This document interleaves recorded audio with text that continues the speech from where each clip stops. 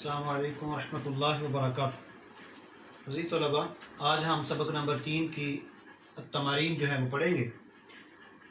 اس کے 3 سوال ہیں اور 3 آیات ہیں مختلف جگہوں سے، ان کا ترجمہ اور اس کا مفہوم سمجھیں گے انشاءاللہ۔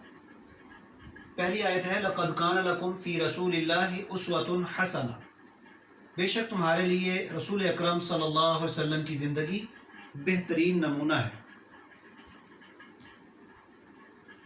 اس آیت میں نبی اکرم صلی اللہ علیہ وآلہ وسلم کی زندگی مبارک کو ایک بہترین نمونہ جو ہے وہ ارشاد فرمایا گیا، اور اس کا مقصد لوگوں کو سبق دینا ہے، بات بتلانی ہے کہ جنہوں نے غزوہ احزاب کے موقع پہ کچھ مفاد پرستی سے کام لیا، اور ان لوگوں کو یہ بتایا جا رہا ہے کہ رسول اکرم صلی اللہ علیہ وآلہ وسلم غزوہ احزاب کے دوران پیش آنے والی تمام مشکلات کا اسی طرح مقابلہ جو ہے وہ کر رہے تھے جس طرح کے دوسرے لوگ کر رہے تھے۔ اللہ کے پیغمبر علیہ الصلوۃ والسلام بذات خود بھی مشکلات جو ہے برداشت کر رہے تھے۔ وہ ایسے نہیں ہے کہ صحابہ کو کوئی کام کرنے کا حکم دے رہے تھے لیکن خود نہیں کر رہے۔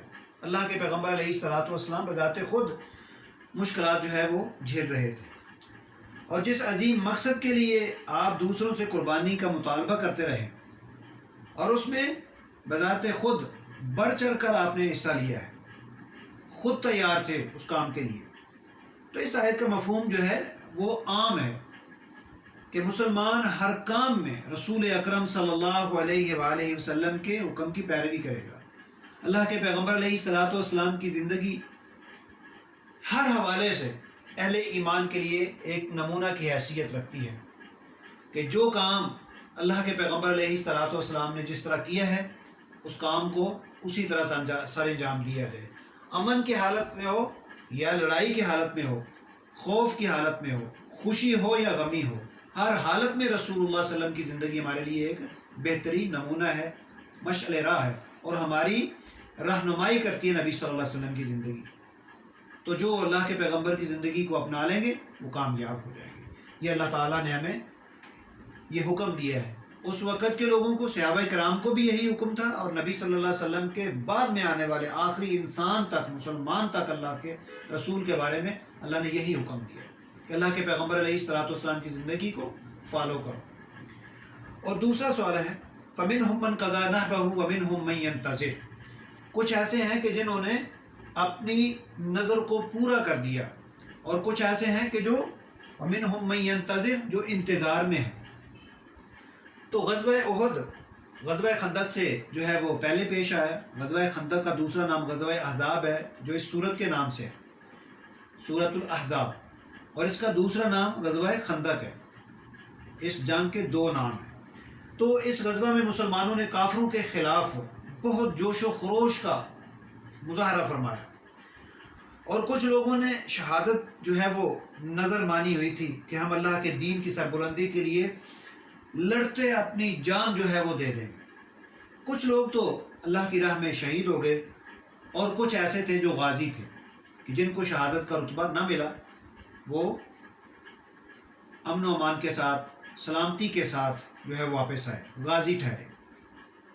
اور غزوہ احد میں شہادت سے محروم رہنے والے لوگوں کے متعلق اللہ تعالیٰ نے کہا کہ وہ کچھ لوگ تو اس موقع کے منتظر تھے کہ ہمیں کب کافروں کے مقابلے میں جو ہے وہ موقع ملے گا اور ہم بھی اپنی نظر کو پورا کریں گے۔ یہ نظر جو ہے یہ ضاء کے ساتھ نہیں ہے، ذال کے ساتھ ہے، منہم من ینتظر۔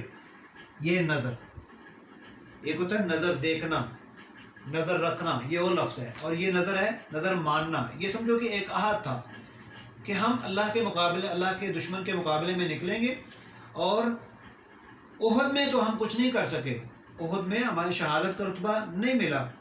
اب کیا ہے، اب ہم خندق کے اندر، غزوہ احزاب کے اندر کفار کا مقابلہ کریں گے اور اپنی جان جو ہے وہ اللہ کے حوالے کریں گے۔ یہ ان صحابہ کے بارے میں اللہ تعالیٰ نے یہ ذکر کیا ہے۔ اور تیسرا ہے وَقَفَ اللَّهُ الْمُؤْمِنِينَ الْقِتَالَ، اور مومنوں کی طرف سے اللہ تعالیٰ لڑنے کے لیے کافی ہے۔ تو غزوہ احزاب کے موقع پہ تقریباً 15,000 کے لشکر کفار جو تھے 15,000 کی تعداد میں، انہوں نے مدینے کو جو ہے وہ گھیرا ہوا تھا، محاصرہ کیا ہوا تھا، اور اس کا محاصرہ انہوں نے جو گھیرا کیا تھا وہ 1 مہینہ تقریباً جو ہے وہ جاری رہا۔ تو بالآخر اللہ تعالیٰ نے مسلمانوں کی غیبی مدد فرمائی کہ کافروں کے لشکر پر اللہ تعالیٰ نے تند و تیز ہوا کے ساتھ جو ہے مسلمانوں کی مدد فرمائی، اور ایسی مدد، ایسا طوفان جو ہے ان کے اوپر اللہ تعالیٰ نے بھیجا۔ اور دوسری مدد کیا تھی؟ اللہ نے اپنے فرشتوں کو نازل کر دیا۔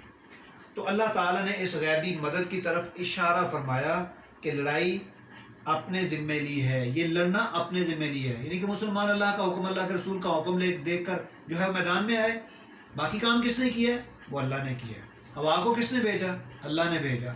فرشتوں کو کس نے بھیجا؟ اس اللہ نے بھیجا۔ اللہ فرماتا ہے کہ یہ میری لڑائی تھی، اور یقیناً جب اللہ تعالیٰ کے حکم کو نافذ کرنے کے لیے اسلام کی خاطر آدمی نکلتا ہے تو وہ لڑائی اس کی اپنی نہیں ہوتی۔ مسلمان جب کفار کے مقابلے میں آتا ہے، اس کی لڑائی وہ اپنی نہیں، وہ اللہ کی ہوتی ہے، وہ اللہ کے لیے لڑتا ہے۔ تو ویسے تو اللہ تعالیٰ نے مسلمان کو ہر قسم کے حوالے سے لڑنے سے منع کیا ہے، اپنی ذات سے لڑنے کے لیے منع کیا ہے، صرف اسلام کی خاطر، اسلام کی سربلندی کے لیے جو ہے وہ لڑائی کی جا سکتی ہے۔ تو اللہ تعالیٰ نے اس لڑائی کو اپنی لڑائی جو ہے وہ قرار دیا ہے، اور اللہ تعالیٰ نے اس کے بعد اپنے ذمے لینے کے ساتھ ہی اپنی نصرت اور اپنی تائید جو ہے، جو تمام غزووں کے اندر مسلمانوں کو حاصل ہوئی ہے، فرمایا کہ وہ آپ ہمارے لیے نکلے تھے، میرے لیے نکلے تھے، میرے دین کے لیے نکلے تھے، تو میں نے پھر تمہاری مدد بھی کی ہے۔ تو وہ میری لڑائی تھی، تمہاری نہیں، وہ میری لڑائی تھی۔ تو اللہ تعالیٰ نے پھر خصوصی طور پہ مدد فرما کے کفار کو یہ بتا بھی دیا، سبق بھی دے دیا کہ تم کفر کو نافذ کرنے کے لیے، اسلام کو دبانے کے لیے آئے ہو، اپنے مقصد کے لیے آئے ہو، لیکن میرے بندے جو ہیں وہ اپنے لیے نہیں، وہ میرے لیے آئے ہیں، میرے رسول کی پسند کے لیے آئے ہیں، لہذا میں ان کو تنہا نہیں چھوڑ سکتا۔ تو یہ آج بھی اور اس وقت کے مسلمانوں کے لیے بھی یہی حکم تھا، قیامت تک کے لیے بھی یہی حکم ہے۔ وَكَفَى اللَّهُ الْمُؤْمِنِينَ الْقِتَالَ، اللہ تعالیٰ کفار کے مقابلے میں مومنین کے لیے لڑائی کے حوالے سے جو ہے وہ کافی ہوا، کفایت کی اللہ تعالیٰ نے، مومنوں کی طرف سے اللہ تعالیٰ لڑنے کے لیے کافی ہے۔ تو یہ ان آیات کا مفہوم تھا، اس کو آپ نے اچھی طرح یاد کرنا ہے انشاءاللہ۔ آگے نیکسٹ سبق جو ہے وہ انشاءاللہ پڑھیں گے۔ اللہ تعالیٰ سے دعا ہے کہ اللہ تعالیٰ ہمیں نبی صلی اللہ علیہ وسلم کے اسوہ حسنہ زندگی مبارک کو اپنانے کی ہمیں توفیق عطا فرمائے، اور اللہ تعالیٰ ہمیں یہ جو دوسری آیت کے اندر جو چیزیں بیان کی گئی ہیں کہ جن لوگوں نے اللہ تعالیٰ کی راہ میں اپنی جان کے نذرانے پیش کیے، اللہ تعالیٰ ہمیں بھی اپنی راہ میں موت اور زندگی صرف اپنے لیے جو ہے وہ عطا فرمائے۔ ہم زندہ رہیں تو اللہ کے لیے، اس دنیا سے جائیں تو وہ بھی اللہ کے لیے۔ اور وَكَفَى اللَّهُ الْمُؤْمِنِينَ الْقِتَالَ، اور اللہ تعالیٰ اپنے مومن بندوں کی مدد فرمائے۔ کفار کے مقابلے میں جہاں بھی لوگ مسلمان مقابلے میں نکلے ہیں یا قیامت تک نکلیں گے، اللہ ان کی خصوصی مدد فرمائے۔ السلام علیکم ورحمۃ اللہ وبرکاتہ۔